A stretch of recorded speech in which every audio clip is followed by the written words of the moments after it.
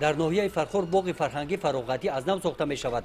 Корҳои сохтмонӣ ва аз навсозии боғ тариқи ҳашар ба роҳ монда шуда, дар ин самт ҳамаи ташлоту муассисаҳо ва сокинони ноҳия фаъолона иштирок намуда саҳми арзандаи худро гузошта истоданд.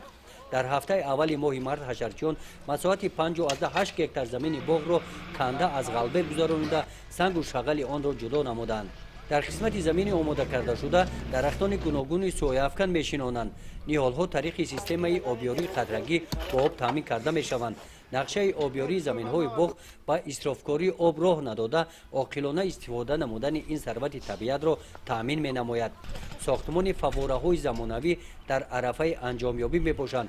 ҳамаи ин сохтмонҳо бо дастгирии соҳибкорони маҳаллӣ анҷом дода шудаанд. бо мақсади дар сатҳи баланд ҷашн гирифтани иди наврӯз ҳамин гуна ҳашарҳо дар ҳамаи кӯчаҳо роҳравҳо гузаронида мешаванд. тариқи ҳашар аз партовҳо тоза намудани шоҳроҳи марказӣ ва шинонидани ниҳолҳои сояафкан дар шафари он ҳамарӯза идома доранд.